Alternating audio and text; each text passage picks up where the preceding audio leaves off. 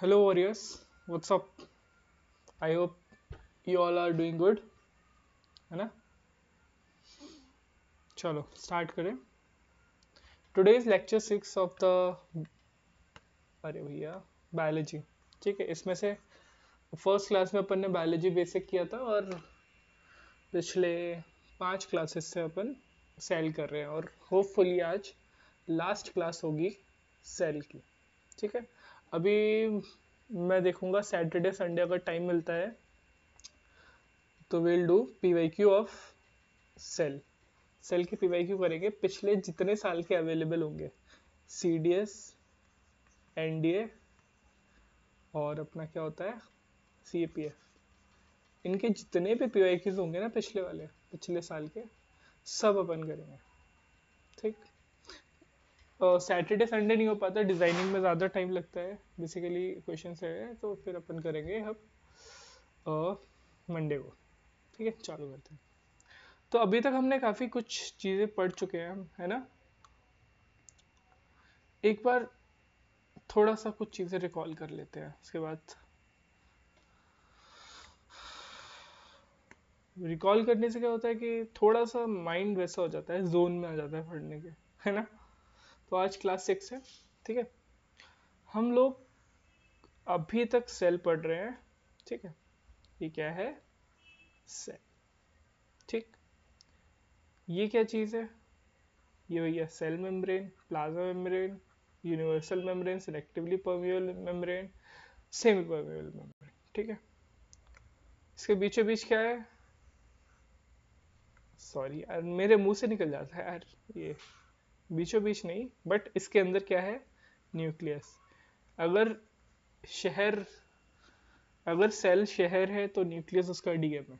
ठीक है, इस तरीके से न्यूक्लियस कितना इंपॉर्टेंट है. All right. और इसके अलावा इसमें पानी भरा हुआ है, फ्लूइड है. एग्जैक्टली लिटरली पानी नहीं है, काफी कुछ है इसमें, पढ़ेंगे. साइटोप्लाज्म, ये अपना हो गया साइटोप्लाज्म. इसके बाद हमने क्या देखा था? हमने देखा था कुछ सेल ऑर्गेनेलीज को देखा था. उसमें से एक था आपका क्या, इस टाइप का क्या था? Golgi apparatus. गोल्जी अपैरेटस भैया. ठीक है, एक अपना क्या था? एक अपना था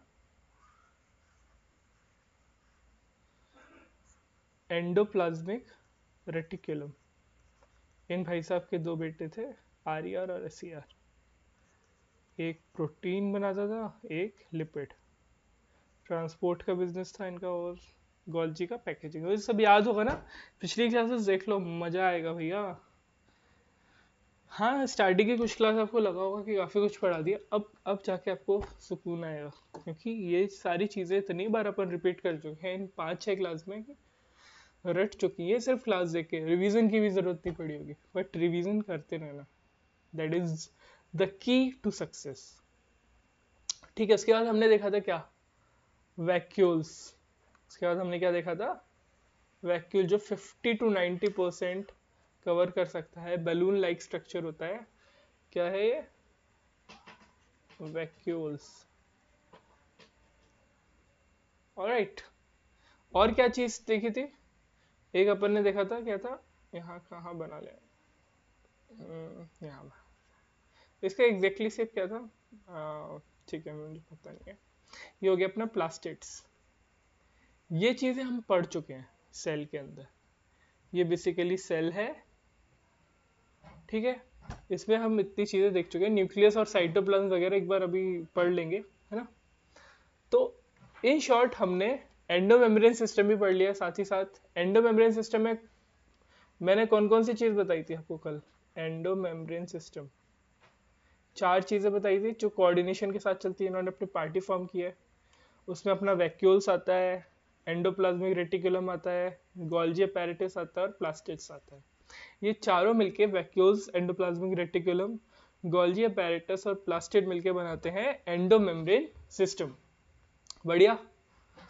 और ये जो आपका सेल ऑर्गेनेलीज है ये, है ना, सेल ऑर्गेनेलीज में मैंने क्या बताया था कि कुछ तो भैया उनमें मेम्ब्रेन ही नहीं होती, विदाउट मेम्ब्रेन होते हैं। कुछ आपके कैसे होते हैं, सिंगल मेम्ब्रेन होते हैं, कुछ आपके डबल मेम्ब्रेन, जैसे कल मैंने आपको क्या बताया था, क्लोरोप्लास्ट, राइट। आज एक और चीज पढ़ेंगे जो डबल मेम्ब्रेन होती है, वो मैंने कल बताया था कि क्लोरोप्लास्ट किसके जैसा दिखता है, समझ गए होंगे किसकी बात कर रहे हैं, ठीक है।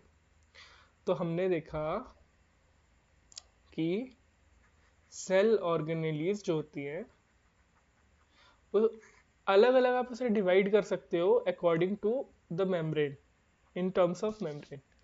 कुछ होती है विदाउट मेम्ब्रेन, है ना, कुछ होती है सिंगल मेम्ब्रेन होती है, जिनमें बेसिकली इसी में आता है आपका एंडो मेम्ब्रेन सिस्टम, और किसी में होती है डबल मेम्ब्रेन, ऑलराइट। अब विदाउट मेम्ब्रेन कौन कौन होते हैं, अपना प्रोकैरियोटिक तो होता ही है, अपना क्या आता है वो, दो चीजें पड़ी थी, राइबोसोम जो प्रोटीन बनाता है, सेंट्रियोल, और एक चीज हमने पढ़ी नहीं है बट अभी देख लेंगे, साइटोस्केलेटन के पास भी मेम्ब्रेन नहीं होती, मेम्ब्रेन लेस होता है साइटोस्केलेटन, ठीक है। अब सिंगल मेम्ब्रेन किस किस में होती है, सिंगल मेम्ब्रेन आपका एंडोमेम्ब्रेन सिस्टम आ रहा, lysosomes, vacuoles, endoplasmic reticulum, endoplasmic reticulum और गोल्जी अपैरेटस, गोल्जी अपैरेटस, ठीक। डबल मेम्ब्रेन के लिए हमने पढ़ा था वो सेल ऑर्गेनेलीज जिसमें डबल मेम्ब्रेन होती है, उसमें क्या आता है, क्लोरोप्लास्ट हम पढ़ चुके हैं, और आज देखेंगे कि माइटोकॉन्ड्रिया के पास भी डबल मेम्ब्रेन होती है, ठीक। तो हमने देखा कि सेल ऑर्गेनेलीज को मैंने आपको इजी और कर दिया, डिफाइन कर दिया कि मेम्ब्रेन के टर्म्स में, कि विदाउट मेम्ब्रेन राइबोसोम, सेंट्रियोल और साइटोस्केलेटन होता है, सिंगल मेम्ब्रेन आपका लाइसोसोम, वैक्यूल और अपना एंडोप्लाज्मिक रेटिकुलम और गोल्जी अपैरेटस के पास होता है, डबल मेम्ब्रेन होता है क्लोरोप्लास्ट और माइटोकॉन्ड्रिया के पास। अब ये वाला जो है साइटोस्केलेटन, ये भाई साहब क्या है, साइटोस्केलेटन जो है, साइटोस्केलेटन जो है ये क्या है, देखो दो वर्ड से मिलके बना है, साइटोस्केलेटन, साइटोस्केलेटन। लाइफ में जहां भी आप परेशान हो, कंफ्यूज हो, चीजों को तोड़ना शुरू कर दो, मतलब लिटरली फिजिकली नहीं, परेशानियों को अलग अलग वो करना है तो आप समझ जाओगे, छोटा छोटा करके समझ जाओगे। जैसे साइटोस्केलेटन समझ नहीं आ रहा है, साइटोस्केलेटन, स्केलेटन आपको पता है ढांचा होता है, साइटो का मतलब क्या होता है, साइटो को हम बोलते हैं कलर, सेल, साइटो का मतलब होता है सेल, और भैया ये तो स्केलेटन, स्केलेटन ही है, स्केलेटन। अरे क्या चल रहा है, हाँ। तो बेसिकली क्या है ये, द स्केलेटन ऑफ सेल बोल सकते हो इसे। जैसे हमारी बॉडी में स्केलेटन क्या है, बॉडी उसका बोन्स का बना हुआ है, जो हमें शेप देता है, जो हमें रिजिडिटी देता है ना, हमारा ढांचा किसका बना है, बोन्स का। इसी तरीके से आप साइटोस्केलेटन को बोल सकते हो the skeleton of, the skeleton of cell, ठीक है। द स्केलेटन ऑफ सेल क्या हो गया, साइटोस्केलेटन, ठीक। ये भाई साहब जो होते हैं ये ऑब्वियसली भैया सेल मेम्ब्रेन, सेल साइटोप्लाज्म में ही होंगे, अंदर सारे सेल ऑर्गेनेलीज वही हैं, तो ये भी कहाँ होंगे, प्रेजेंट इनसाइड साइटोप्लाज्म। आवाज को पता नहीं क्या,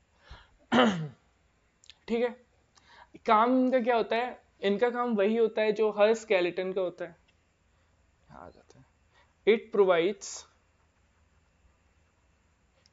शेप, स्ट्रेंथ, ऑब्वियसली आपका, आप अपने बॉडी से कर लो ना, आपकी बॉडी में भी स्ट्रेंथ आती है। बट एक चीज इसमें यूनिक है, यूनिक क्या है कि इससे बोल लो, क्या बोल लो, हाईवे सिस्टम बोल लो या रोड बोल लो,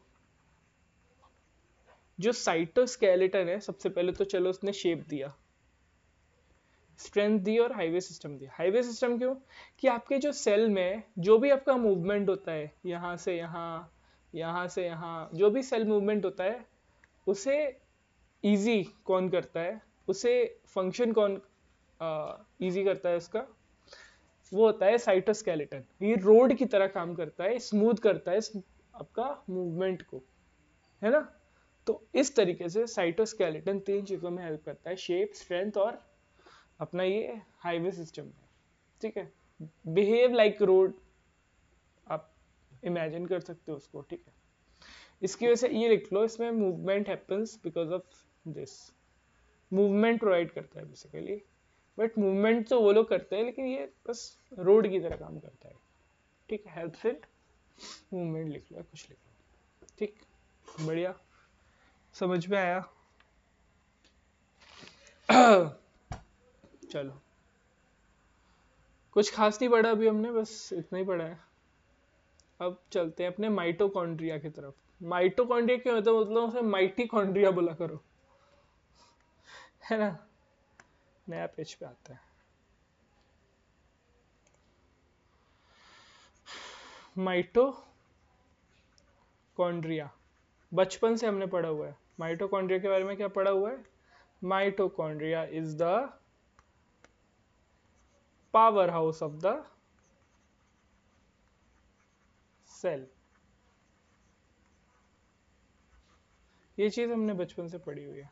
mitochondria is the power house of the cell. Just like your body needs energy, ना, जैसे आपकी बॉडी को एनर्जी की जरूरत पड़ती है कोई भी काम करने के लिए, है ना, दिन भर के टास्क करने के लिए एनर्जी की जरूरत पड़ती है। उसी तरीके से जो सेल होता है, सेल भी काम करता है, तो सेल को भी एनर्जी की जरूरत है ना, हर मूवमेंट को एनर्जी की जरूरत है। So that's why mitochondria comes into the scene, and mitochondria वो एनर्जी प्रोड्यूस करता है कि सेल वर्क कर सके, वो एनर्जी प्रोड्यूस करता है। That's why it is called the power house of the cell। उसके पास इलेक्ट्रिसिटी वो वाली है, मतलब समझ रहे हो ना, लिटरली इलेक्ट्रिसिटी नहीं, एनर्जी, ठीक है। तो ये तो समझ गए, इससे तो लिखने की जरूरत है नहीं कि जैसे आपकी बॉडी को जरूरत है ऐसी आपका क्या बोलते हैं उसको, सेल को जरूरत है, तो वो माइटोकॉन्ड्रिया करता है। तो ये है क्या एग्जैक्टली? तो माइटोकॉन्ड्रिया छोटा सा एनर्जी मैन्युफैक्चरिंग आपका यूनिट है, मैन्युफैक्चरिंग फैक्ट्री बोल लो। ये एनर्जी इसका प्रोडक्ट है, एनर्जी प्रोड्यूस करता है, मैन्युफैक्चर करता है। क्या लिख रहा था मैं, एनर्जी, हाँ, factory inside the cell. Cell के अंदर ये फैक्ट्री लगी हुई है जो एनर्जी प्रोड्यूस करती है, वो कौन सी है? माइटोकॉन्ड्रिया। कैसे करती है? ये फूड लेती है in form of glucose, takes in food in form of glucose, glucose के फॉर्म में इसने लिया। अब ये इस चीज को ब्रेक करेगी, इट ब्रेक्स इट डाउन।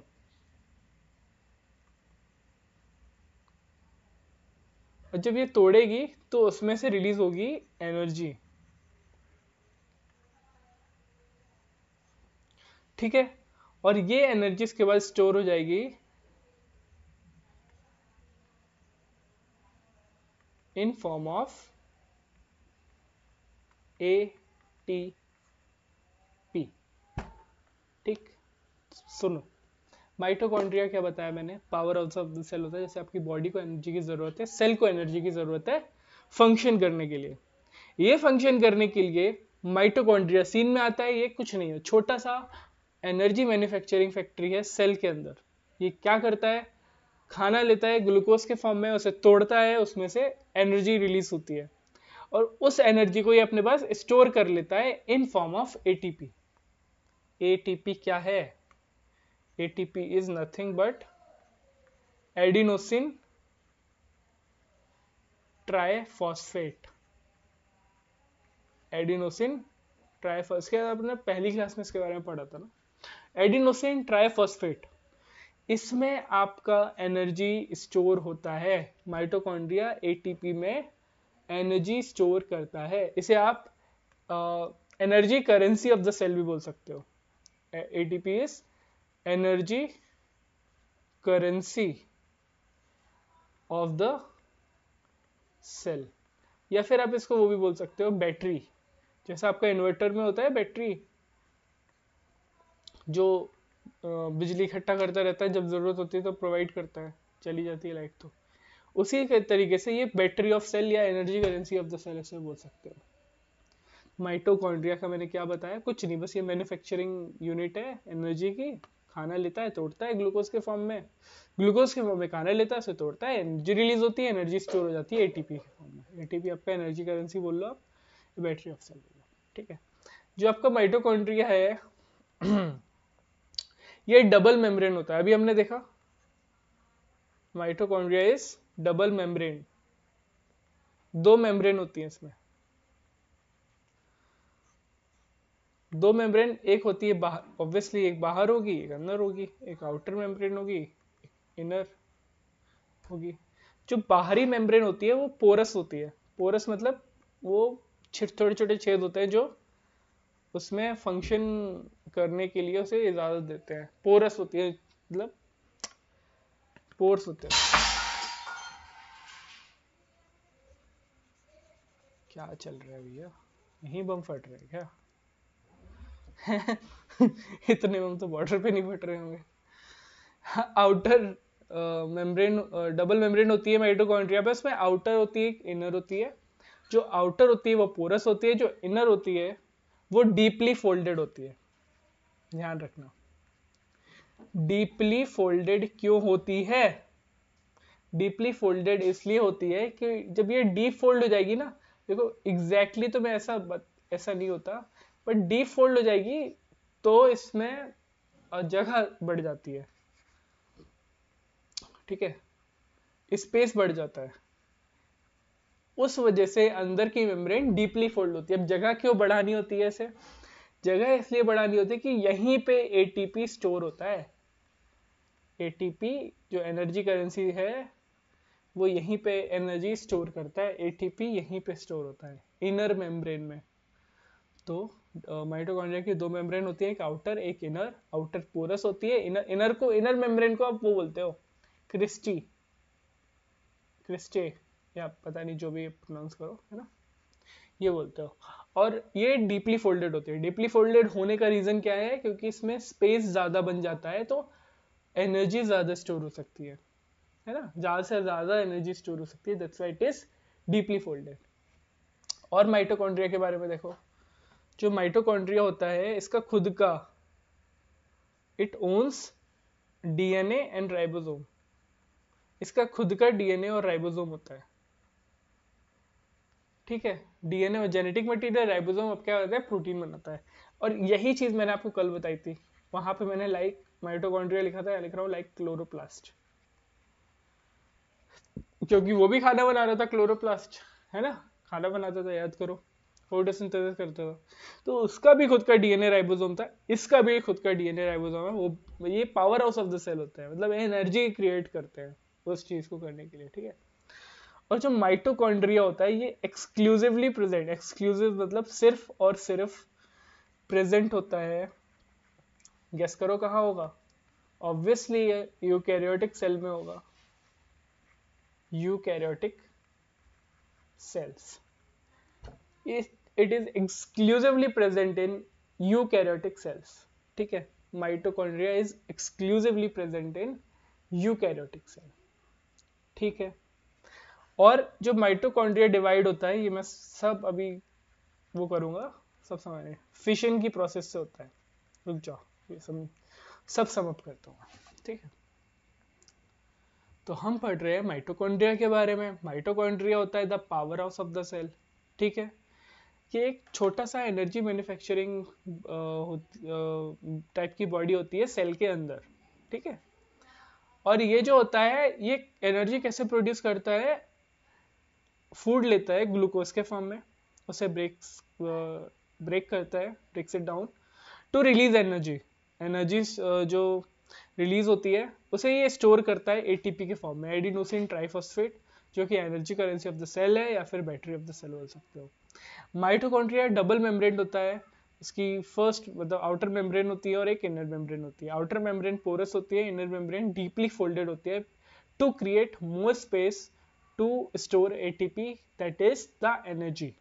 ठीक है, एनर्जी स्टोर करने के लिए. और अंदर वाली लेयर को क्रिस्ची कुछ भी बोलते हैं, ऐसे स्पेलिंग याद कर लो. ठीक है.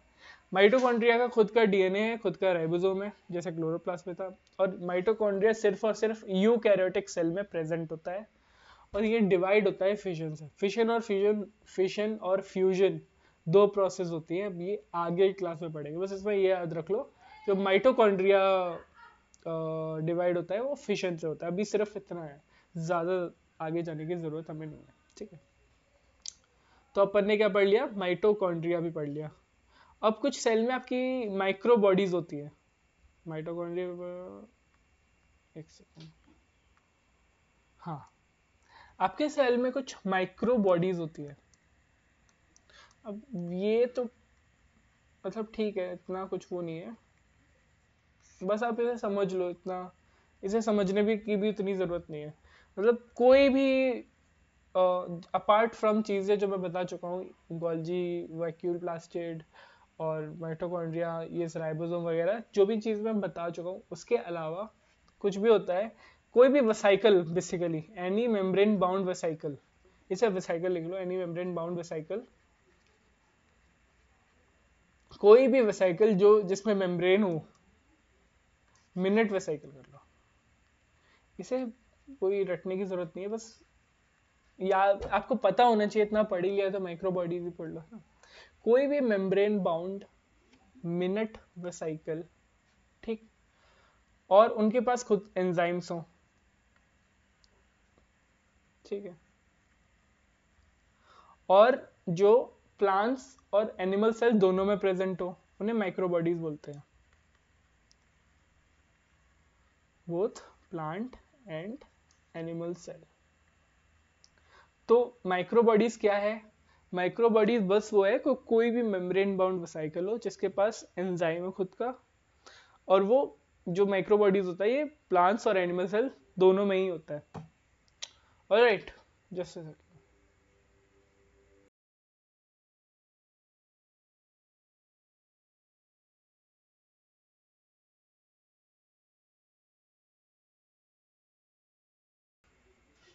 आई होप चीजें समझ में आ रही होंगी आपके, है ना. कोई भी डाउट हो, कुछ भी समझ में ना आ रहा हो, कुछ भी कंफ्यूजन हो, तो इस नंबर पे मुझे टेलीग्राम 8865845623 व्हाट्सएप या टेलीग्राम कर सकते हो. ये अपना सीडीएस एक्सप्रेस नाम से इंस्टाग्राम टेलीग्राम है. टेलीग्राम पे बेसिकली ये पीडीएफ आपको मिल जाएगी. एनसीईआरटी की भी आज मैं भेज दूंगा पढ़ा के आपको, है ना. तो वहाँ से आप रिवाइज कर सकते हो, आप खुद के नोट्स भी बनाते रहना. कोई भी डाउट हो तो कमेंट कर दो, बेस्ट ऑप्शन है. तो मैं वहाँ पे आपको रिप्लाई दे दूंगा या आपसे कनेक्ट कर लूँगा. ठीक है, चलो. हमने मैक्सिमम चीज़ें पढ़ लिया. अब एक मेन चीज़ नहीं पढ़ी है, न्यूक्लियस. न्यूक्लियस यार कुछ नहीं होता. न्यूक्लियस में पहली क्लास में जो बताया था आपको, बस वही है. न्यूक्लियस क्या था? ये सेल है, ये सेल है, ये न्यूक्लियस है. थोड़ा सा बड़ा बना दो. ठीक है, मैं जानबूझ के थोड़ा बड़ा बना रहा हूँ. ठीक है, समझाने के लिए न्यूक्लियस है क्या. अब न्यूक्लियस का जो न्यूक्लियस क्या होता है? न्यूक्लियस के पार पहले, सबसे पहले न्यूक्लियस के बाहर एक ये न्यूक्लियर मेम्ब्रेन होगी. न्यूक्लियस के बाहर क्या होगा? मेम्ब्रेन होगी, न्यूक्लियर मेम्ब्रेन. ये न्यूक्लियर मेम्ब्रेन सिर्फ और सिर्फ यूकैरियोटिक सेल में होता है, बिकॉज न्यूक्लियस ही यूकैरियोटिक सेल में होता है. तो ऑब्वियसली न्यूक्लियर मेम्ब्रेन भी यूकैरियोटिक सेल में होता है. प्रोकैरियोटिक आपका न्यूक्लिक एसिड, सिर्फ न्यूक्लिक एसिड प्रेजेंट होता है इन फॉर्म ऑफ न्यूक्लियोइड. पढ़ेंगे, अभी लिखूंगा मैं. ठीक है, ये बस समझा रहा हूँ. अभी मैं न्यूक्लियस के बारे में लिखूंगा इन फॉर्म ऑफ नोट्स. तो न्यूक्लियस के अंदर क्या होता है? रॉड लाइक स्ट्रक्चर होते हैं ऐसे. फर्स्ट क्लास में बताया था मैंने. ये रॉड लाइक स्ट्रक्चर को अपन बोलते हैं क्या? क्रोमोसोम्स. अब ये क्रोमोसोम्स क्या होते हैं, अभी अभी ये भी जानेंगे.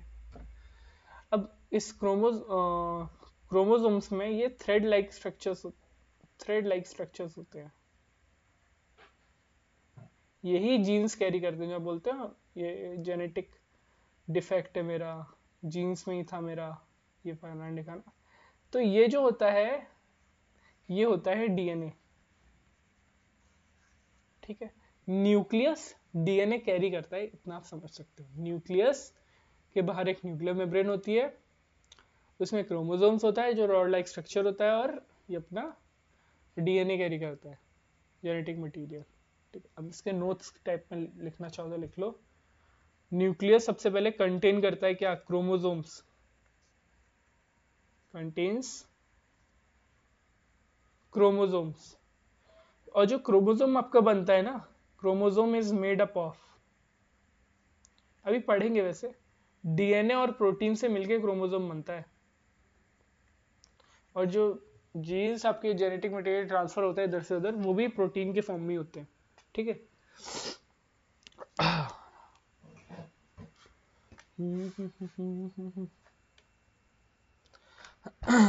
तो न्यूक्लियस में आपका क्रोमोसोम होता है, क्रोमोसोम बना होता है डीएनए और प्रोटीन के फॉर्म में, ठीक है। It is covered by nuclear membrane, है ना। न्यूक्लियर मेम्ब्रेन ही डिसाइड करती है क्या चीजें अंदर जाएंगी क्या नहीं, क्या क्या नहीं का मतलब, ये सब चीजें ऑलमोस्ट समझ चले जाते हैं, ठीक है। ये सेमी परमेबल नहीं होती है, ठीक है, ये बस मेम्ब्रेन होती है। तो it is covered by nuclear membrane, और ये न्यूक्लियर मेम्ब्रेन मैं बता चुका हूँ सिर्फ यूकैरियोटिक में होगी, obviously only present in eukaryotic, eukaryotic cells में होती है, ठीक है। यूकैरियोटिक सेल्स में क्यों होती है, प्रोकैरियोटिक में क्यों नहीं होती। प्रोकैरियोटिक में ना प्रोकैरियोटिक में आपका ना न्यूक्लियस होता है, ना न्यूक्लियर मेम्ब्रेन होती है, उसमें बस न्यूक्लिक एसिड होता है जिसे आप न्यूक्लियोइड बोलते हो, और कुछ नहीं। In short nucleoid, nucleic acid का पता है, वो क्वेश्चन आ चुका है आपका किस साल आया था, छोड़ो। हाँ, तो प्रोकैरियोट में अपना न्यूक्लियोइड होता है, यूकैरियोटिक ही वो चीज है जिसमें आपका न्यूक्लियस प्रेजेंट होता है, ठीक है। और कलर कौन सा था, इसमें भी आपकी डबल लेयर्ड, न्यूक्लियस में आपका डबल लेयर्ड मेम्ब्रेन होती है, कवरिंग होती है बेसिकली। जो न्यूक्लियर मेम्ब्रेन होती है वो डबल लेयर्ड होती है, ये जो न्यूक्लियर मेम्ब्रेन होती है इसमें डबल लेयर्ड होती है, बस और कुछ नहीं है। डबल मेम्ब्रेन बोल लो, डबल लेयर कवरिंग है, ठीक है, लिख लेना। तो हमने न्यूक्लियस देखा, कुछ नहीं होता भैया, इसमें क्रोमोसोम होते हैं जो डीएनए प्रोटीन के बने होते हैं, उसकी न्यूक्लियर मेम्ब्रेन होती है जो कि डबल कवरिंग के साथ होती है, डबल लेयर होती है, ठीक है। यूकैरियोटिक सेल में प्रेजेंट होता है, प्रोकैरियोटिक में न्यूक्लियर्ड होता है, बस इतना सा है। इसके बाद अपने आता है क्रोमोसोम की, वो तो न्यूक्लियस के अंदर जो होता है क्रोमोसोम्स, कि भैया क्रोमोसोम्स होते क्या है। क्रोमोसोम्स, सबसे पहले मैंने आपको क्या बताया, ये क्रोमोसोम था, ये न्यूक्लियस के अंदर, ये बाहर का न्यूक्लियस है, ये रॉड शेप स्ट्रक्चर, ये क्या है, क्रोमोसोम्स। तो ये सबसे पहले तो रॉड शेप्ड स्ट्रक्चर्स होते हैं,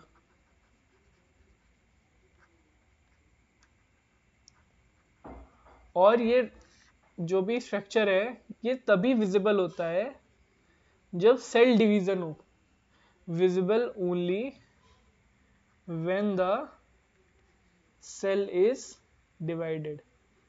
जब सेल डिवाइड हो रहा हो तभी ये क्रोमोसोम्स दिखते हैं, तभी विजिबल होते हैं। Chromosomes are rod-shaped structure. These are visible only when the cell is divided. ठीक है, या about to divide basically, तो समझ में आ जाए आपको। हाँ, नोट्स थोड़ा ठीक लिख लो बस। When the cell is about to divide, ठीक है। क्रोमोसोम्स हमारा इनहेरिटेंस जो हम करते हैं इंफॉर्मेशन को, कि जैसे ये है तो यहाँ पे आपका क्या हो गया, बाल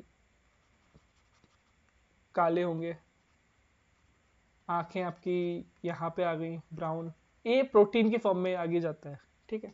ये आपका इनहेरिटेंस, जेनेटिक मटेरियल, यही सब चीज़ें, ठीक है। तो it contains information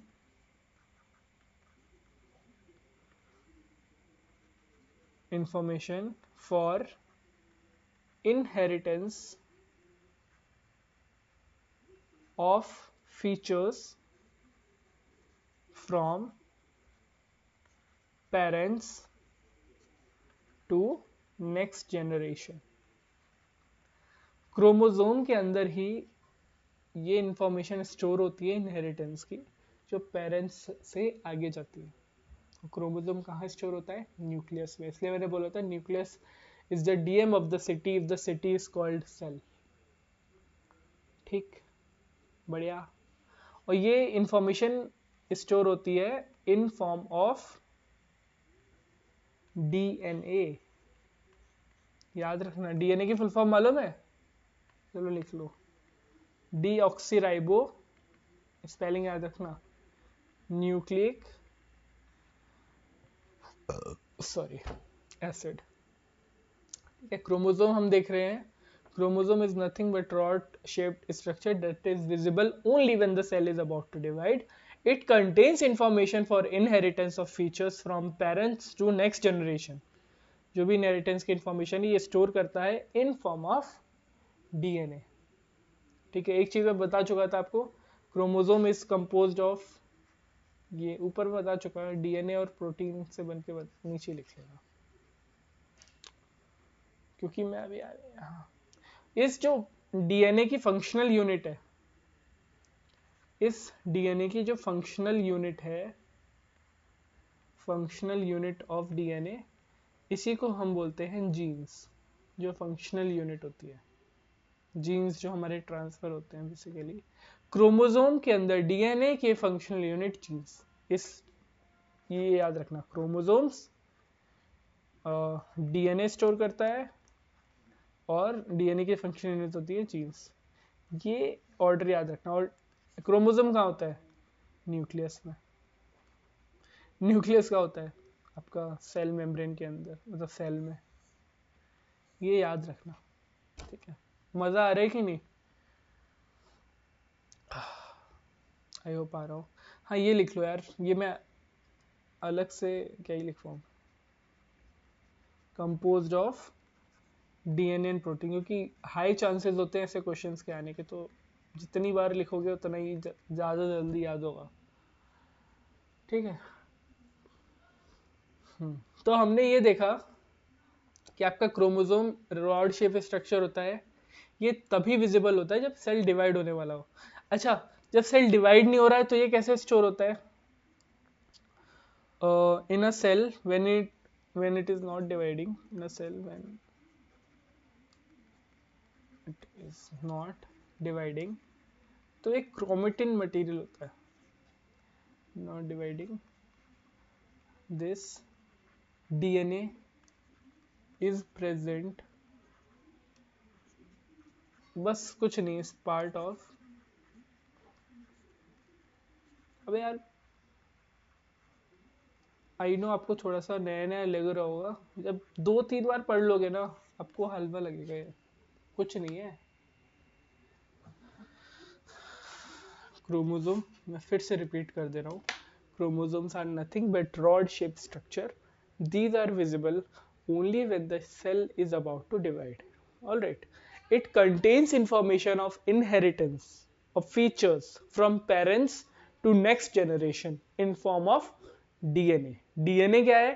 Deoxyribonucleic acid. ये फंक्शनल यूनिट ऑफ डीएनए होती है जीन्स। ठीक है, आपका क्रोमोसोम बनता है डीएनए और प्रोटीन से मिलके, और अगर सेल डिवाइड नहीं हो रहा हो तो आपका डीएनए प्रेजेंट होता है क्रोमेटिन मटेरियल के रूप में, क्योंकि जब डीएनए डिवाइड नहीं हो रहा होता है ना, एक सेकेंड,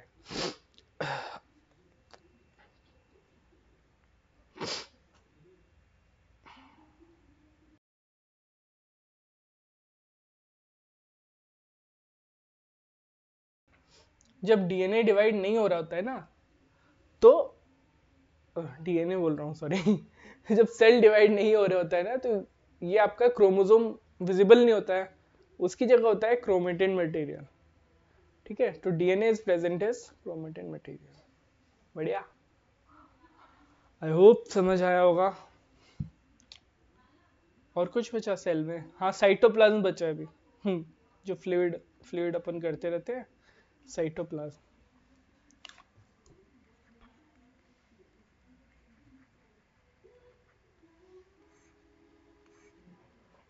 साइटोप्लाज्म, ठीक है, कुछ नहीं है ये हम पढ़ चुके हैं, फ्लूइड कंटेंट है प्लाज्मा मेम्ब्रेन या सेल मेम्ब्रेन के अंदर। प्लाज्मा मेम्ब्रेन के अंदर ये प्रेजेंट होता है क्या? साइटोप्लाज्म, फ्लूइड कंटेंट है। ठीक है, it contains many specialise cell organelles. हमने देखा है ईआर, गोल्जी अपैरेटस और ये बाकी चीजें जो भी होती है, ये साइटोप्लाज्म के अंदर ही स्टोर होती है। It contains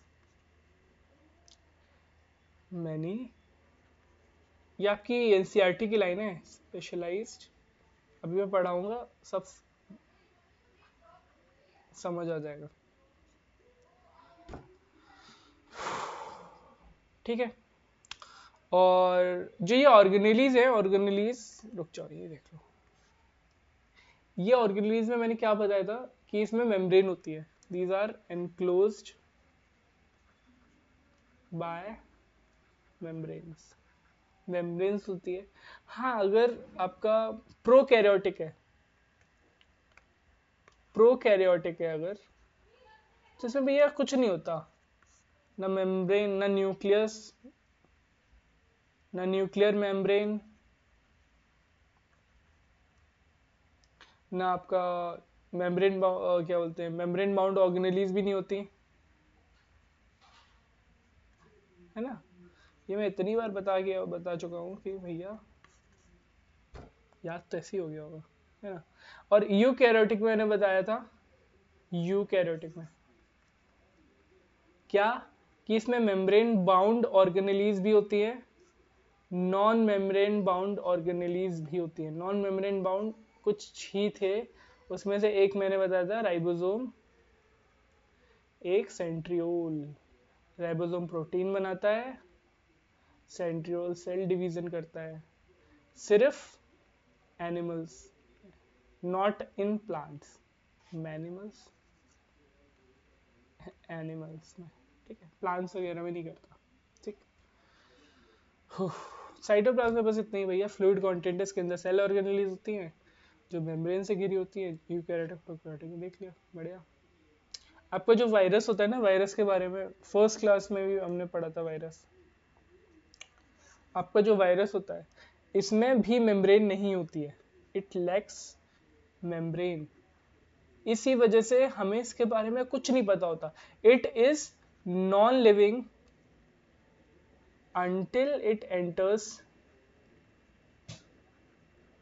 some living organism।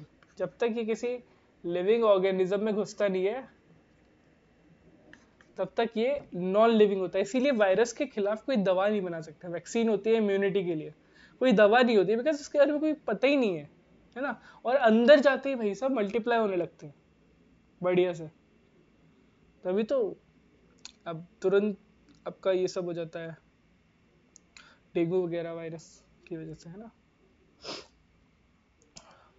इनके पास कैरेक्टरिस्टिक ऑफ लाइफ तभी आती है जब ये किसी लिविंग बॉडी में, लिविंग बीइंग में एंटर करता है।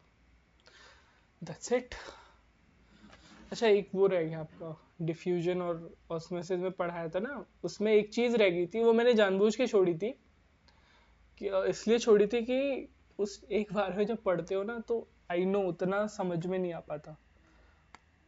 अब इसलिए छोड़ी थी कि आप इस चक्कर में डिफ्यूजन ऑस्मोसिस दोबारा पढ़ लोगे, तो बार बार पढ़ने से चीजें याद भी हो जाएंगी और बर्डन भी नहीं लगेगा। डिफ्यूजन ऑस्मोसिस क्या था? कुछ भी नहीं था भैया, हाई कंसेंट्रेशन से लो कंसेंट्रेशन में चीजें जा रही थी। एक होता है, एक चीज और मैंने नहीं बताई थी, जानबूझ के कंफ्यूज नहीं हो जाओ, लोअर सॉल्यूट कंसेंट्रेशन से हायर सॉल्यूट कंसेंट्रेशन में चीजें जाती हैं। अब सॉल्यूट सॉल्वेंट वो चीज मुझे शायद पढ़ाने की जरूरत नहीं है ना। ये आपका बीकर है, इसमें पानी भरा हुआ है, वो आपका हो गया सॉल्वेंट। कुछ डाल दिया आपने, नमक डाल दिया, नमक के पार्टिकल्स, ये क्या हो गया सॉल्यूट, ये होता है। ठीक है, तो लोअर सॉल्यूट कंसेंट्रेशन से इसमें चीजें हायर सॉल्यूट कंसेंट्रेशन की तरफ जाती है। और इसे अगर दूसरी तरफ से ले लो, नॉर्मली ले लो, तो क्या होगा, पानी हायर कंसेंट्रेशन बाहर है, अंदर लोअर कंसेंट्रेशन, तो बाहर से अंदर की तरफ जाएगा। ये मैं बता चुका था, मैंने क्या बताया था कि यहाँ पानी ज़्यादा है, इसमें कम है, तो ये हायर से लोअर कंसेंट्रेशन की तरफ जाएगा, ये बताना। ठीक है, और दूसरा इसमें होता है लोअर सॉल्यूट कंसेंट्रेशन, वो कुछ भी नहीं है, आपका एग्जाम में ये चीज़ नहीं आएगी, चिंता मत करो, बस समझ लो, बिकॉज एनसीईआरटी में लिखा हुआ है।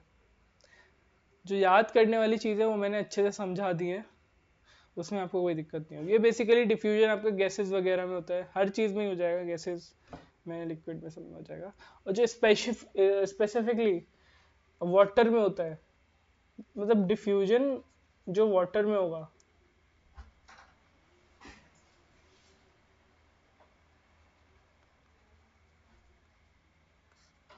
उसे आप ऑस्मोसिस बोलोगे। डिफ्यूजन क्या था, हायर कंसंट्रेशन से लोअर कंसंट्रेशन में चीज़ें जा रही है। ठीक है, इसे भूल जाओ, कोई कंफ्यूज करेगा मुझे इसीलिए मैंने बताया भी नहीं था, छोड़ो, जाने दो, अभी बहुत टाइम बाकी है एग्जाम को, तब तक मैं समझा दूंगा आपको।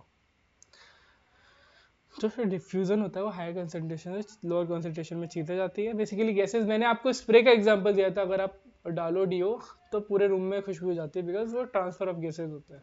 ठीक है, तो सेम ऑस्मोसिस होता है डिफ्यूजन जब परफॉर्म होता है वाटर में। रिवर्स ऑस्मोसिस बताया था मैंने, रिवर्स ऑस्मोसिस में उल्टी चीज़ें होती है, एक्टिव ट्रांसपोर्ट का पार्ट है, इसमें लोअर कंसंट्रेशन से हायर कंसंट्रेशन में चीज़ें जाती है। हाँ, हमारा आरओ एग्जाम्पल था इसका, वही रिवर्स ऑस्मोसिस हो।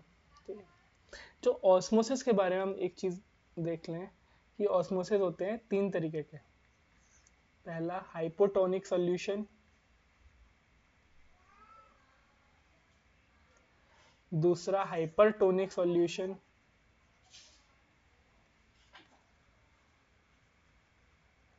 तीसरा आइसोटोनिक सॉल्यूशन।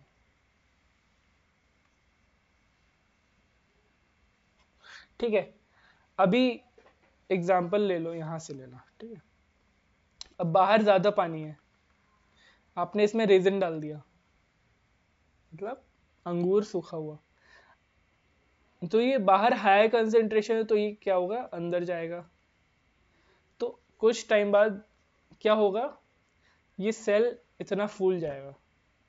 तो यहाँ क्या हो रहा है, चीजें वही हायर वाटर कंसेंट्रेशन से, कलर चेंज, चीजें वही हो रही है, हायर वाटर कंसेंट्रेशन से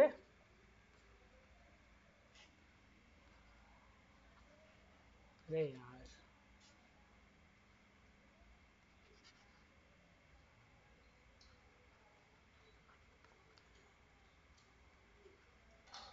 लोअर वाटर कंसेंट्रेशन में चीजें जा रही है, और इस वजह से क्या होगा, ये सेल मान लेते हैं इसे, जो सेल होगा ये फूल जाएगा, क्योंकि ये पानी अब्जॉर्ब कर लेगा।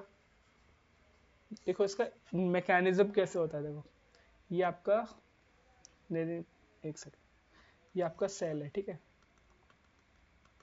ये है इसके पोर्स।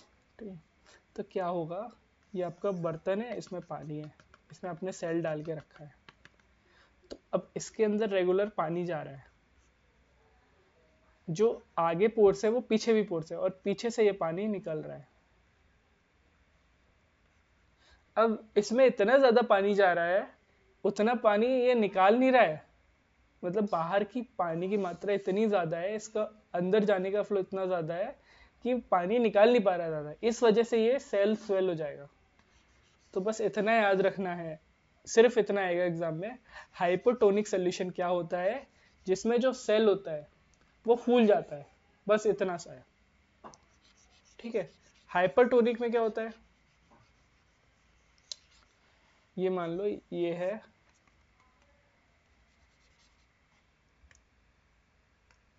ये शहद है, ठीक है। अब इसमें आपने सेल डाला, सेल अच्छा खासा डाल दिया। अब हनी में क्या है, लो वाटर कंसंट्रेशन है, तो क्या होगा ना कि जो ये इसमें थोड़ी देर बाद जो इसमें हनी है वो इस सेल में से पूरा पानी निचोड़ लेगा। तो ये ऐसे, तो ये सेल भैया ऐसे सूख जाएंगे, तार बिजली से पतले हो जाएंगे, ठीक है। तो ये चीज होती है, अगर बाहर का कंसंट्रेशन वाटर का कम है और अंदर का ज्यादा है, तो बेसिकली क्या हो रहा है, हाई से लो जा रहा है, और अंदर ज्यादा है बाहर कम है, तो ये पूरा खींच लेगा। तो ये क्या होगा, यहाँ पे सेल जो होगा वो श्रिंक कर जाएगा। बस इतना आएगा कि इसमें क्या होता है, सेल श्रिंक कर जाता है, सेल सूख जाता है, पिचक जाता है। अब ये श्रिंक कर जाता है, इसे प्लाज्मोलाइसिस बोलते हैं, ठीक है। हमने देखा हाइपोटोनिक सोल्यूशन में बाहर पानी ज्यादा है, सेल डाला, सेल में पानी भर गया, वो फूल गया। हाइपरटोनिक में एग्जाम्पल के लिए शहद में डाल दिया, या आप क्या किया, एल्कोहल में आपको डाल दिया, तो आप शुरू में पता आएगा कि अल्कोहल पीने को मिल रहा है, पीने को मिल रहा है, लेकिन फिर क्या हुआ, आप जो अल्कोहल का वाटर कंसंट्रेशन है वो कम है, आपके अंदर आपकी बॉडी में वाटर कंसंट्रेशन ज़्यादा है, तो अल्कोहल आपको चूसने लगेगा, आपको इतना अल्कोहल चूस लेगा कि आप सिकुड़ जाओगे, और उस सिकुड़ने को बोलेंगे प्लाज्मोलाइसिस। बस इतना सा है। आइसोटोनिक सोल्यूशन में जो बाहर वाटर कंसंट्रेशन होगा और अंदर वाटर कंसंट्रेशन होगा इक्वल होता है, मतलब सेल ना फूलेगा ना सिकुड़ेगा, रिमेन्स सेम, बस इतना सा है।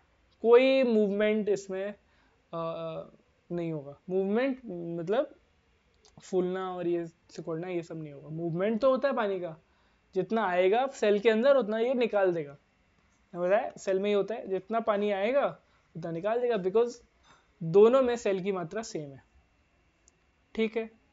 हमने देखा ऑस्मोसिस के 3 तरीके होते हैं। हाइपोटोनिक सॉल्यूशन में हायर वाटर कंसंट्रेशन से लोअर वाटर कंसंट्रेशन में चीज़ें जाती हैं, हर सब में ही जाती हैं, इस वजह से सेल स्वेल हो जाता है। हाइपर में सेल श्रिंक होता है, उसको प्लाज्मोलाइसिस बोलते हैं।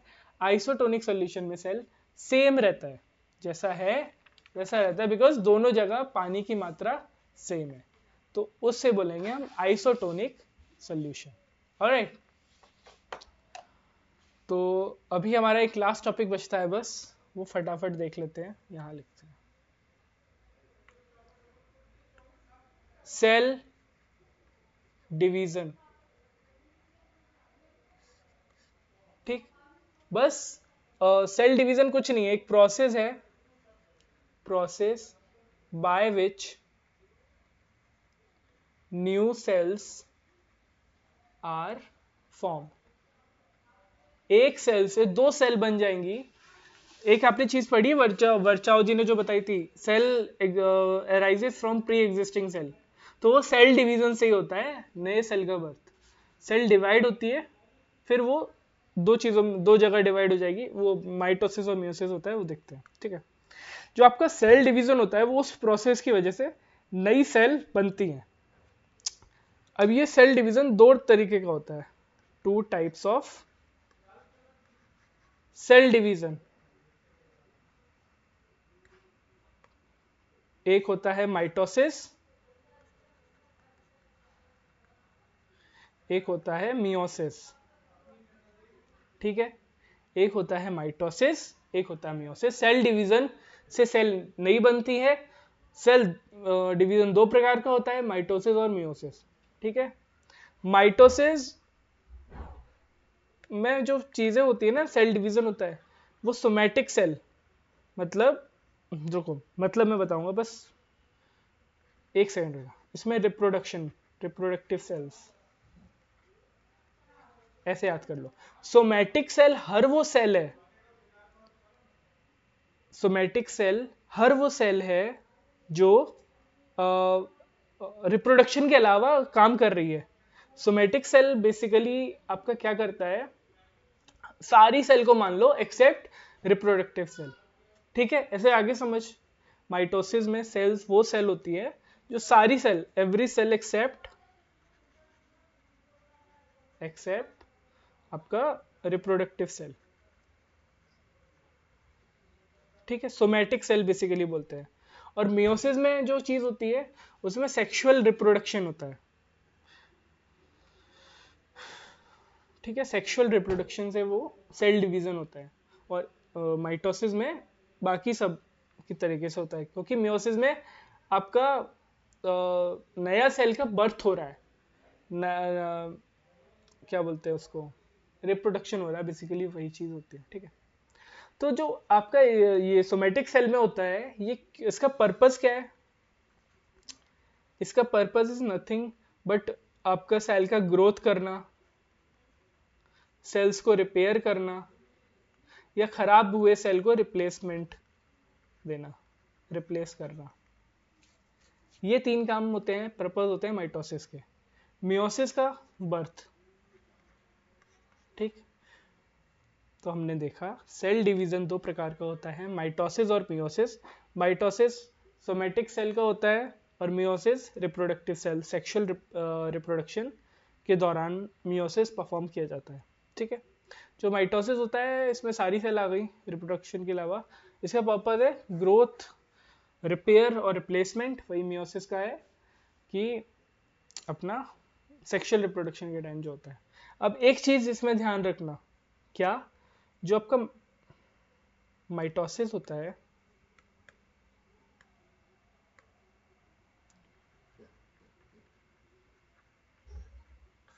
जो आपका माइटोसिस होता है ना, इसमें मान लो ये सेल है, ये दो जगह डिवाइड हो जाएगा। ठीक, एक सेल में कितने क्रोमोसोम होते हैं? 46। ये आपका हो गया मदर सेल। तो जितना मदर सेल में होगा, ये दोनों हो गए डॉटर सेल। ये मत बोलना कि सन सेल क्यों नहीं है ना, यहाँ पे हमसे डिस्क्रिमिनेशन क्यों हो गया? चुपचाप पढ़ लो बस। तो जो माइटोसिस होता है उसमें जो मदर सेल है उससे दोनों डॉटर सेल में बराबर बराबर क्रोमोसोम आते हैं। 46 क्रोमोसोम्स इसमें आए, इसमें भी 46 क्रोमोसोम आएंगे, इसमें भी 46 क्रोमोसोम्स आएंगे। बस इतना सा है। इसका काम क्या था? Growth, repair, replacement. वहीं आता है मियोसिस। मियोसिस में क्या था? ये आपका है मदर सेल, इसमें डबल सिस्टम होता है। मदर सेल से क्या हुआ, दो आपके बने डॉटर सेल। अब इन डॉटर सेल के दो दो बन गए, तो इसमें चार वो बनते हैं। शुरू में कितना क्रोमोसोम होता है? 46 क्रोमोसोम्स थे। अब यहां पे आधे आधे हो जाते हैं, 23 क्रोमोसोम, 23 क्रोमोसोम्स। तो जो मदर सेल का होता है उसमें मियोसिस में हाफ हाफ क्रोमोसोम्स आते हैं। माइटोसिस में फुल क्रोमोसोम्स रहते हैं डॉटर सेल में, और मियोसिस में हाफ क्रोमोसोम्स। बस इतना सा, हाफ क्रोमोसोम्स आगे जाते हैं। That's it, right. और कुछ अगर बचा होगा सेल में तो बता दूंगा। यहाँ पे आपका सेल खत्म होता है। अरे भैया, ठीक। तो हमने आज पढ़ा, क्या क्या पढ़ा? पहले तो देख लिया हमने सेल में क्या क्या चीजें पढ़, सब चीज पढ़ चुके हैं हम। Nucleus, vacuole, cell membrane, cytoplasm, सब पढ़ चुके हैं। सेल ऑर्गेनेलीज आपकी एक विदाउट मेम्ब्रेन होती है, एक सिंगल मेम्ब्रेन के साथ होती है, एक डबल मेम्ब्रेन के साथ होती है। जो बिना मेम्ब्रेन के होती है सेल ऑर्गेनेलीज, वो होती है राइबोसोम, सेंट्रियोल और साइटोस्केलेटन। साइटोस्केलेटन नई चीज थी, क्या होता है? कुछ नहीं, सेल का स्केलेटन जो आपके बोन करती है, बोन्स का आपका स्केलेटन होता है, सी सेल का स्केलेटन होता है, जैसे साइटोप्लाज्म में होता है वो उसे शेप प्रोवाइड करता है, स्ट्रेंथ प्रोवाइड करता है और रोड बनाता है, मतलब मूवमेंट को इजी करता है। ठीक है, ऐसे आगे समझ। सिंगल मेम्ब्रेन जो आपकी सेल ऑर्गेनेलीज में जिनमें सिंगल मेम्ब्रेन होती है वो है आपका लाइजोसोम्स, वैक्यूल और एंडोप्लाज्मिक रेटिकुलम और Golgi apparatus, basically endo membrane system की चीजें हैं। अब जो डबल मेम्ब्रेन ऑर्गेनेलीज हैं, जिन ऑर्गेनेलीज में दो मेम्ब्रेन होती हैं, वो है क्लोरोप्लास्ट और माइटोकॉन्ड्रिया। क्यों होता है मैं बता चुका, इन दोनों का ही काम एनर्जी का है, दोनों ही अपना अपना डीएनए और राइबोसोम रखती है ना। Mitochondria power of the house of the cell, छोटी छोटी होती है मैन्युफैक्चरिंग फैक्ट्री। जैसे आपको जरूरत पड़ती है एनर्जी की, सेल को पड़ती है जरूरत एनर्जी की, तो वो एनर्जी की कमी पूरी करता है माइटोकॉन्ड्रिया। कैसे? फूड लेता है in form of glucose, it breaks it down, it and while breaking it down the energy is released. That energy is stored in the form of adenosine triphosphate, that is ATP. ATP is also called as energy currency of the cell or battery of the cell. Double membrane होती है आपका ये ATP में, mitochondria में, sorry mitochondria में आपकी double membrane होती है, एक आउटर एक इनर। ठीक है, आउटर मेम्ब्रेन पोरस होती है, इनर मेम्ब्रेन डीपली फोल्डेड होती है। डीपली फोल्डेड क्यों होती है? क्योंकि इसमें जगह ज्यादा हो जाती है एनर्जी स्टोर करने के लिए। इनर मेम्ब्रेन को बोलते हैं क्रिस्टी। ठीक है, माइटोकॉन्ड्रिया का खुद का डीएनए और राइबोसोम होता है, जैसे क्लोरोप्लास्ट में था। ये सिर्फ यूकैरियोटिक सेल में प्रेजेंट होता है माइटोकॉन्ड्रिया, और इसका डिवीजन होता है फिशन के द्वारा। अब कुछ माइक्रो बॉडीज होती हैं आपकी साइटोप्लाज्म में, वो होती है कोई भी मेम्ब्रेन बाउंड वेसिकल हो, एंजाइम्स हो उसके पास, और माइक्रो बॉडीज प्लांट्स और एनिमल्स दोनों में हो सकती हैं। कोई डाउट हो तो यहाँ पे मेरे को बता सकते हो। ठीक है, अब न्यूक्लियस हमने पढ़ा। न्यूक्लियस भाई कुछ नहीं, न्यूक्लियस के बाहर न्यूक्लियर मेम्ब्रेन होती है, न्यूक्लियस के अंदर क्रोमोसोम्स होते हैं, उसके अंदर डीएनए होता है, और क्रोमोसोम तभी विजिबल होता है जब सेल डिवीजन हो रहा होता है। ये तो चीजें थी। डबल लेयर्ड होता है, याद रखना, nuclear membrane. Chromosome rod shape structure होता है, ये तभी विजिबल होता है जब सेल डिवीजन हो रहा होता है। और ये inheritance features from parents to next generation ले जाता है in form of DNA. DNA deoxyribo nucleic acid, जो कि डीएनए बोलते हो बेसिकली आप। और डीएनए की फंक्शनल यूनिट होती है जीन्स, जिसके थ्रू आप बोलते हो कि जीन्स जेनेटिक प्रॉब्लम है, ये फलाना ठिकाना। ठीक है, और बस क्रोमोसोम यही था। और जब क्रोमोसोम विजिबल नहीं होता है, डिवाइड नहीं हो रहा होता है, तो डीएनए कैसे स्टोर होता है? क्रोमेटिन मटेरियल के रूप में प्रोवाइड होता है। क्रोमोसोम आपका बना होता है डीएनए और प्रोटीन से। साइटोप्लाज्म कुछ नहीं था, फ्लूइड कंटेंट है प्लाज्मा मेम्ब्रेन का, और स्पेशलाइज्ड जिसमें सेल ऑर्गेनेलीज होती हैं which are enclose by membranes. Prokaryotic में आपका न न्यूक्लियस होता है, न न्यूक्लियर मेम्ब्रेन होती है, न न्यूक्लियर मेम्ब्रेन बाउंड ऑर्गेनेलीज होती हैं। ठीक है, यूकैरियोटिक में आपका दोनों चीजें होती हैं, मेम्ब्रेन बाउंड ऑर्गेनेलीज और non membrane bound organelles. Non membrane bound सिर्फ दो होती हैं, राइबोसोम और सेंट्रियोल। राइबोसोम प्रोटीन बनाता है, सेंट्रियोल सेल डिवीजन करता है, सिर्फ एनिमल्स में। इतनी बार पढ़ लिया ना मैंने ये चीज, हाय साहब। हाँ, कहाँ थे? साइटोप्लाज्म। ठीक है, प्रोकैरियोटिक में आपका न्यूक्लियस नहीं, न्यूक्लियोइड होता है, पता है, न्यूक्लिक एसिड होता है बेसिकली, उसे आप न्यूक्लियोइड बोलते हो। वायरस में मेम्ब्रेन नहीं होती, इस वजह से उसकी कोई दवा नहीं होती। नॉन लिविंग रहता है जब तक लिविंग ऑर्गेनिज्म में एंटर नहीं करता। डिफ्यूजन ऑस्मोसिस पढ़ चुके हैं। ऑस्मोसिस 3 तरीके का बताया। हाइपोटोनिक में सेल फूल जाएगा, हाइपोटोनिक में सेल सूख जाएगा, और सूखने को बोलते हैं, श्रिंक होने को बोलते हैं प्लाज्मोलाइसिस। आइसोटोनिक बेसिकली होता है जिसमें कंसंट्रेशन वाटर का दोनों जगह सेम होता है, तो सेल भी सेम साइज का रहता है। ठीक है, सेल डिवीजन हमने देखा, जिससे नई सेल का फॉर्मेशन करने के लिए जरूरत पड़ती है। माइटोसिस और मियोसिस दो प्रोसेस है, पता है इसका प्रोसेस लंबा है, अभी अभी नहीं पढ़ेंगे, पढ़ेंगे। ठीक है, आगे जाके इसका माइटोसिस और मियोसिस के दोनों के प्रोसेस लंबे, एनाफेज, मेटाफेज, वो सब पढ़ेंगे अपन, अभी नहीं। ठीक है, अभी तक जितना पढ़ा आई होप समझ आया होगा। माइटोसिस में सोमेटिक सेल्स होती है, रिप्रोडक्शन के अलावा जो भी सेल्स आपके ग्रोथ, रिपेयर, रिप्लेसमेंट के लिए यूज होती है, उसको ये माइटोसिस के थ्रू नई सेल बना के या तो ग्रोथ करेगा, या रिपेयर करेगा, या रिप्लेस कर देगा। मियोसिस में सेक्सुअल रिप्रोडक्शन वाला सेल होता है। माइटोसिस में क्या होता है, जितना मदर सेल में होता है उतने ही दो उनकी डॉटर्स होती हैं, उनमें 46 क्रोमोसोम होते हैं। ठीक है, मियोसिस में क्या होता है, मदर सेल से दो क्रोमोसोम्स दो अलग सेल बनेंगे, उनका फिर फर्दर डिवीजन हो जाएगा दो दो में, ठीक है। तो क्या होगा ना, जो फाइनल डॉटर सेल्स होती हैं चार, उनमें मदर सेल का हाफ होता है, मतलब 23 क्रोमोसोम्स ईच, ठीक है, हाफ क्रोमोसोम्स होते हैं बस। That's it. ठीक है, एक बार एनसीईआरटी देख लेते हैं। एनसीईआरटी में ये सब तो पढ़ ही चुके हैं, मैंने पिंक से हाईलाइट किया है जो चीज़ें हम लोगों ने नहीं देखी है। इसको लोड होने में टाइम लगता है यार, एक तो भाई सब्सक्राइबर वगैरह बढ़ाओ, आईपैड वगैरह या मैकबुक वगैरह ले, उसमें हैंग वगैरह नहीं हो। ये सब अपन देख चुके हैं, प्लाज्मा मेम्ब्रेन वगैरह, है ना। जो चीज़ नहीं देखी है वो देखते हैं। तो मूवमेंट अक्रॉस प्लाज्मा मेम्ब्रेन, हाँ देखो, जो आपका प्लाज्मा मेम्ब्रेन है, प्लाज्मा मेम्ब्रेन है, ठीक है, प्लाज्मा मेम्ब्रेन है, इसके अराउंड जो मूवमेंट होता है वो amount of substance dissolve in water की वजह से, इसमें कुछ नहीं है, मतलब ठीक है।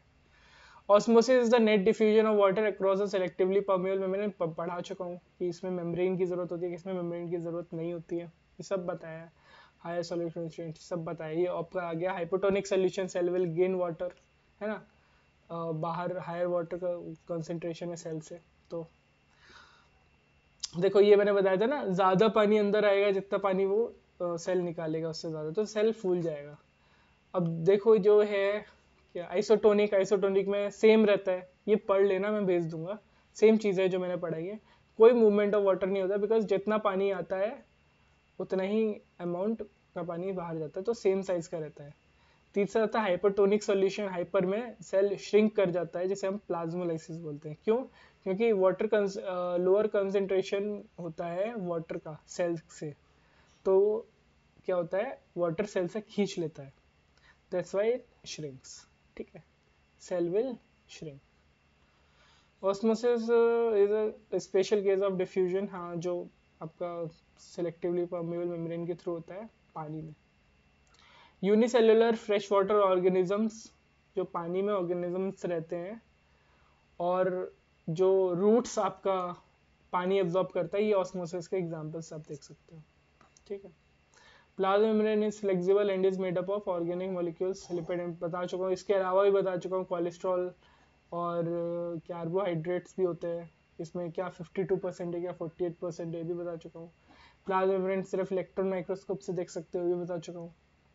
Flexibility of the cell membrane also enables to engulf food in other material external such process known as देखो फ्लेक्सिबिलिटी इतनी होती है सेल मेम्ब्रेन की, अमीबा का बचपन में हमने देखा होगा, ऐसे होता है, फिर खाने के पास जाता है, एनगल्फ कर लेता है, मतलब अपने जैसा खाना च्यू नहीं करता, ये एनगल्फ करता है, निगल लेता है, मतलब वो, तो उस प्रोसेस को एंडोसाइटोसिस बोलते हैं, जो अमीबा करता है, ठीक है। खाने को बेसिकली निगलने को एंडोसाइटोसिस करेंगे, अमीबा जो करता है, बस, नथिंग मच। न्यूक्लियस के बारे में देख लेते कुछ, देखना है क्या न्यूक्लियस के बारे में, सब पता ही है। जस्ट अ सेकंड, बस पेज लोड हो जाए। ओके, सो मैंने बताया न्यूक्लियस के बाद डबल लेयर्ड कवरिंग होती है न्यूक्लियर मेम्ब्रेन की। Nuclear membrane has pores which allow the transfer of material inside the nucleus, मैंने बताया था, साइड थ्रू। आपका न्यूक्लियस में क्रोमोसोम्स होते हैं रॉड शेप स्ट्रक्चर के, जब cell is about to divide, chromosome contain information for inheritance of DNA के फॉर्म में आपका स्टोर होता है, और क्रोमोसोम्स बनते हैं आपके डीएनए और प्रोटीन से मिलके। Functional segment of DNA are called genes, जो बताया। In a cell which is not dividing, DNA is present as chromatin material, ठीक है।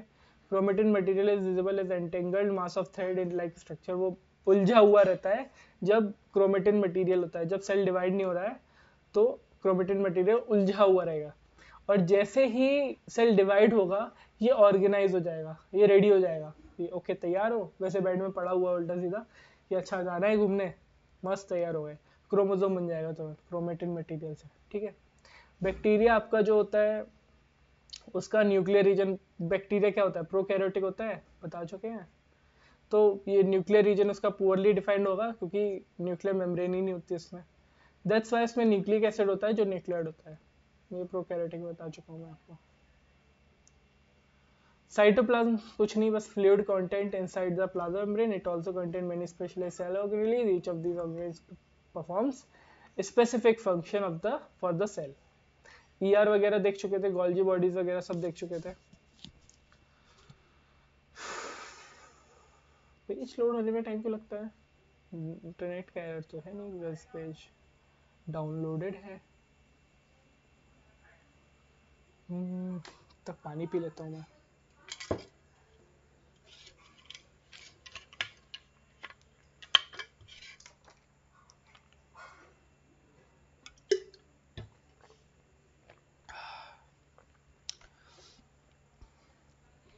ये सब पढ़ चुके हो। माइटोकॉन्ड्रिया देख लो।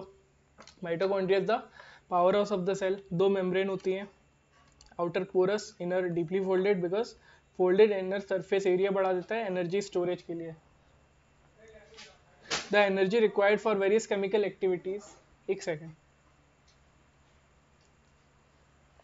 हाँ बंद कर देना ना गैस। हाँ ठीक है। The energy required for various chemical activities needed for life is released by mitochondria in the form of ATP. ATP के फॉर्म में स्टोर होती है। एक सेकेंड।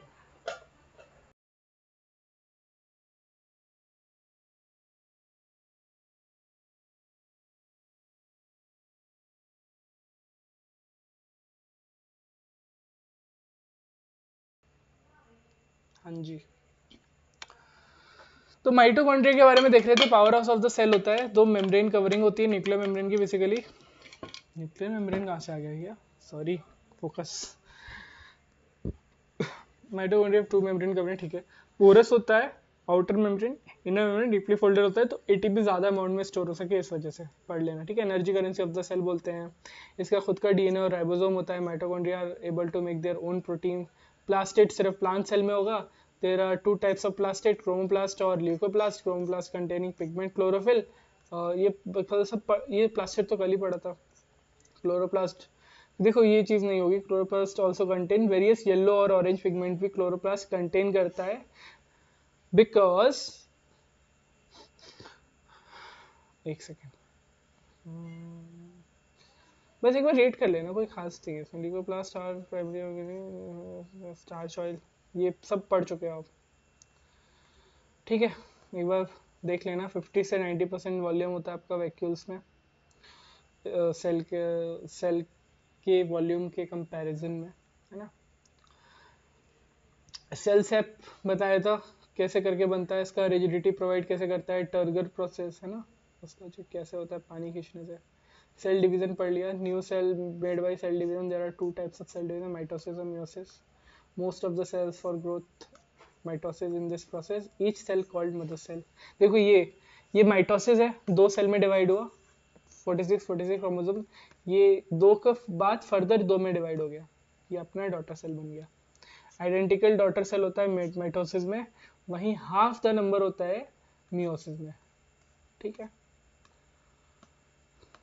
चलो बढ़िया, सेल समाप्त। अभी क्या होगा, अभी पीवाईक्यूज कर लेंगे जब टाइम मिलेगा, है ना। फिर अपना टिश्यू करते हैं। अब ज़्यादा टाइम नहीं लगेगा चैप्टर्स में, सेल में सबसे ज़्यादा टाइम लगता है क्योंकि इसमें बाकी चीज़ें भी आपको कुछ नहीं आता, मतलब कुछ भी नहीं आता है जो नया बच्चा होगा, है ना, बायोलॉजी के बारे में। तो इसमें हर एक चीज़ को समझाना पड़ता है। अब क्या है, आपको समझ में आ गया है। अब मैं आगे जो टर्म यूज़ करूँगा ना सेल में, जो मैं बता चुका हूँ, वही टर्म्स मैक्सिमम टाइम आगे यूज़ होंगे, आपको तुरंत समझ आ जाएगा, तो इतना टाइम नहीं लगेगा। That's it, see you next time, alright, bye bye, take care. और आपको कोई कन्फ्यूजन वगैरह हो, मैं अगेन बता दे रहा हूँ, 8865845623 टेलीग्राम या व्हाट्सएप कर दो। सीडे एक्सप्रेस टेलीग्राम पे आपको इसकी पीडीएफ मिल जाएगी, एनसीईआरटी की भेज दूंगा, ठीक है। चलो बढ़िया है, bye bye, take care, love you all.